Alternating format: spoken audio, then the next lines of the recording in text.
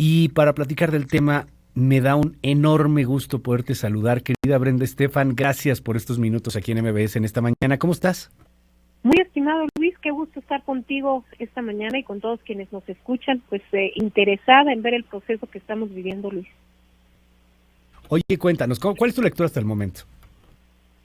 Pues mira, varias cosas relevantes, Luis. Por un lado, lo que se anticipaba, este famoso blue shift o cambio hacia el azul. Recordemos que el azul es el color del Partido Demócrata.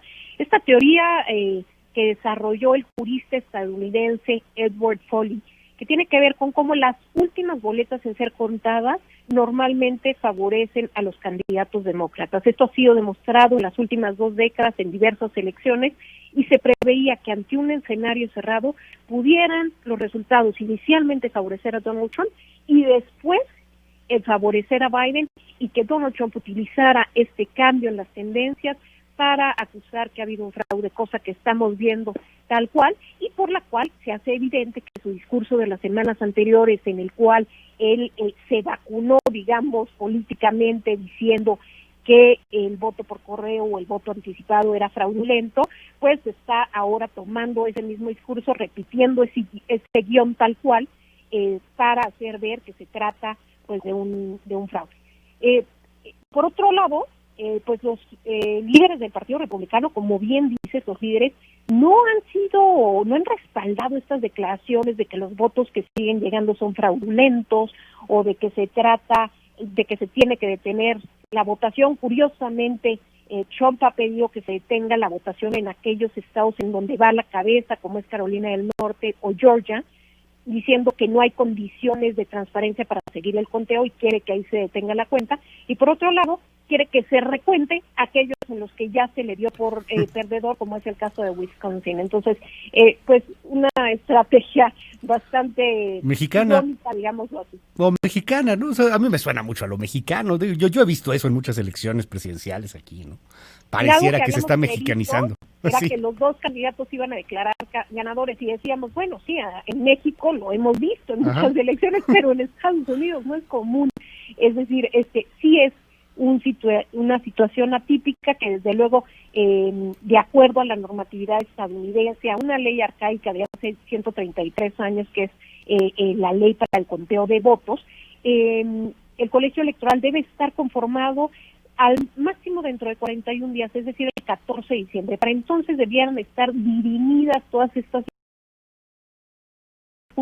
Trump tratará de estirar lo máximo la liga y llevar esto hasta el mayor tiempo posible. Por ejemplo, hace 20 años en la elección de Bush versus Gore, se tardó más de 4 semanas en dirimir todas estas cuestiones, llevarlo a la Suprema Corte. Entonces, el camino jurídico y político todavía le cuelga un rato, digamos.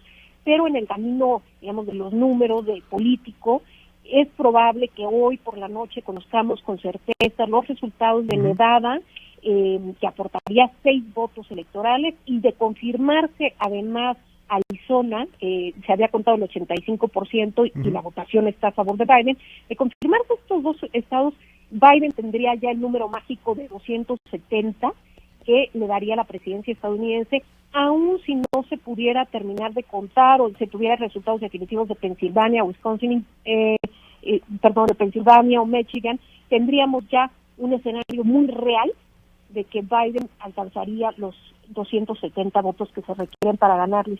Ahora, aquí yo quisiera preguntarte, con todo el expertise y el conocimiento de la política y el derecho norteamericano que tienes, querida Brenda, vamos a suponer, tiene estos 270, ya Nevada, ahí están sus 6 votos. De hecho, Nevada fue demócrata, ¿no? En 2016 también ganó, entonces muy probablemente sí los va a tener. Son cerradones, pero es muy probable que lo gane. De hecho, ahí está Georgia, por ejemplo, que empieza a ser interesante, van súper cerrados, Pensilvania, como los mencionas, pero bueno, vamos a suponer, Biden llega, pero con una cifra así, 270, un poquito más menos.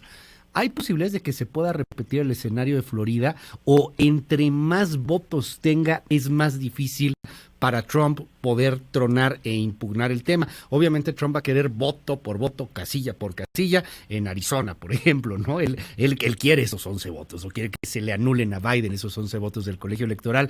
Ese escenario postelectoral, ¿Cómo lo ves para Trump? O sea, ¿cuál es el más peligroso para Biden? ¿Cuál es el más favorable para Trump en dado caso que se vayan a tribunales, que es lo más seguro? Claro que depende mucho del número de votos electorales que obtengan al final, porque aquí la impugnación debe de ser por estado, es decir, no es a la votación en general o al voto popular, sino al estado. Yo puedo impugnar la votación en Florida, yo puedo impugnar la votación en Wisconsin. Quiero, por ejemplo, que porque la votación es de menos del 1% de diferencia entre un candidato y otro, se haga un recuento en X estado. Todo eso se puede hacer, pero es por estado. En la medida en que el candidato vencedor tenga una diferencia mayor y haya menos estados en los que puedan ser impugnadas las elecciones, pues hay un menor riesgo de un escenario como este. Por el momento, creo que el riesgo de una batalla jurídica, y no solo eso, sino de presión política, desde ayer en la noche empezamos a ver ya en Detroit, en Arizona, en el condado de Maricopa también, manifestaciones no muy cuantiosas, pero sí muy agresivas por parte de los defensores de Donald Trump, y que pudieran generar mayor presión, digamos, estos grupos de golpeteo pudieran aumentar presión. Ayer por la noche incluso se tuvo que cerrar el espacio donde se están contando los votos en Maricopa debido a este grupo de no más de 200 personas, Luis, pero que de manera agresiva, algunos de ellos incluso decían los medios de comunicación que estarían armados, pues han ido a gritar que, claro, bueno, están muy enojados el trumpismo, digamos, con que Fox News haya dicho que Arizona estaba ya del lado de Biden y le gritaban, Fox, eres un asco, tal cual, así, Fox, sí, you suck.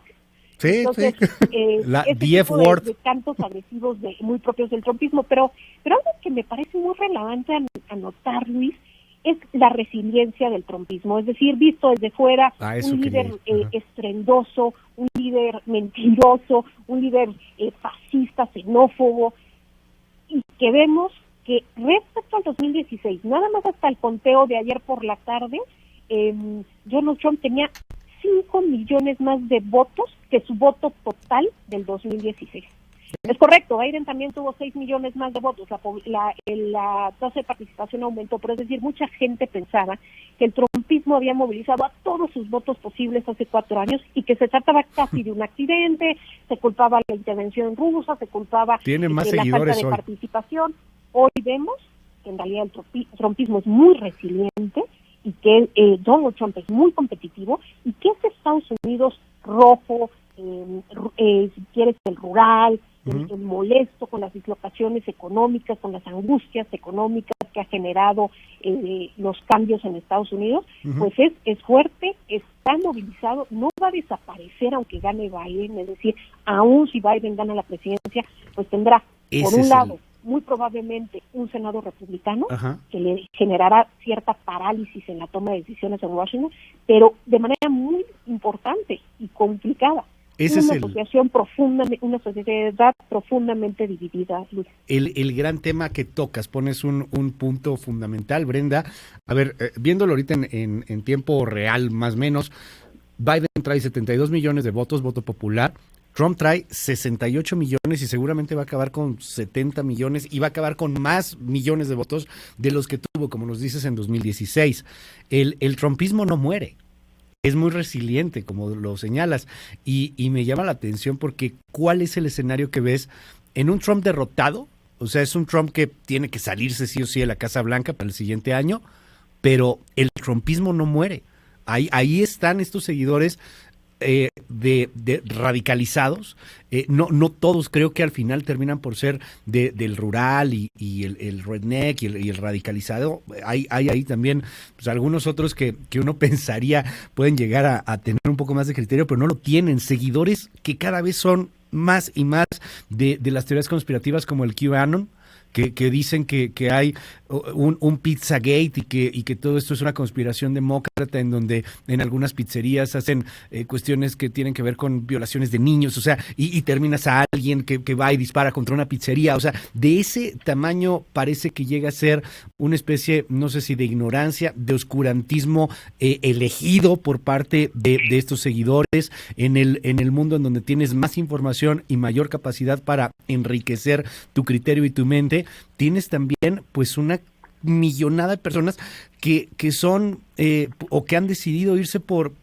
la cuestión de la conspiración, del odio, de la frustración. ¿Cómo ves ese Estados Unidos en donde habrá quien diga, ya le ganamos a Trump, esto fue una mala racha? Yo creo que va a seguir ahí muy vivo. ¿Tú cómo lo ves? Así es, sin duda este Estados Unidos seguirá vivo, será un Estados Unidos dividido, pero sobre todo habría que entender qué es lo que genera este voto. ¿Qué es lo que hace que más de 68 millones de personas emitan un voto a favor de un personaje como Donald Trump?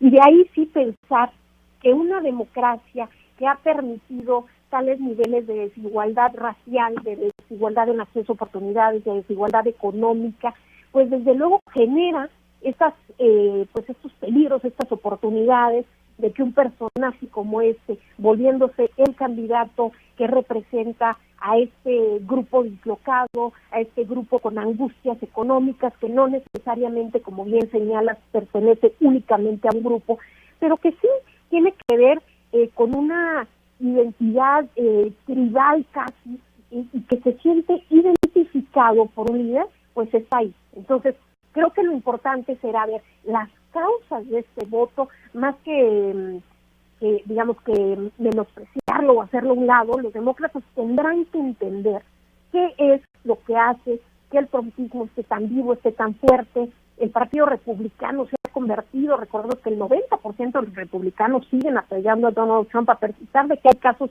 muy importantes, simbólicos, de algún gobernador demócrata o de algún alcalde demócrata que abiertamente votó por Trump. Lo que vemos es que el 90% del Partido Republicano sigue apoyando a Donald Trump y que se ha movido más hacia la derecha. Y en ese sentido, pues habría que entender qué es lo que está de fondo para realmente dar soluciones a un país en su conjunto y no a la mitad de este país. Y para sanar esa división, yo creo que el siguiente presidente de Estados Unidos, sea quien sea, tiene la enorme labor pues de reconstruir esa nación fragmentada, esa nación galvanizada que vemos al día de hoy, Luis. Y pues también importante el tema del voto latino, cómo se comportó en estas elecciones. Hay gente que insiste en quererlo entender como un bloque. En realidad el voto latino, yo digo que es un unicornio, es una quimera.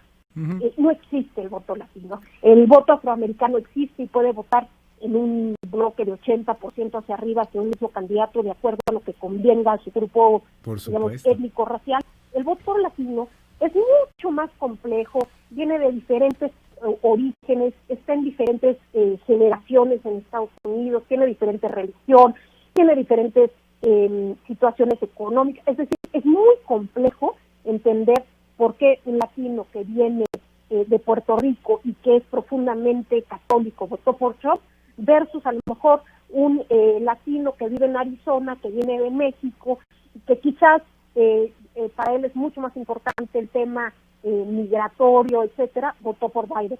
Pero importante ver cómo este voto no es un voto monolítico, sino por el contrario, reacciona a diferentes intereses, circunstancias personales, claro, que lo dejemos de tratar como tal, como el voto latino va a definir o el voto latino le va a dar el triunfo a uno u otro.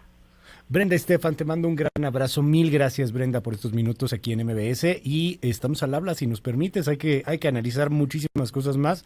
El escenario post-electoral, después de que se cante lo más probable es la victoria de Biden, será muy interesante, y el gobierno de Biden en sí mismo, con el trumpismo vivo, va a darnos mucho de qué hablar, Brenda.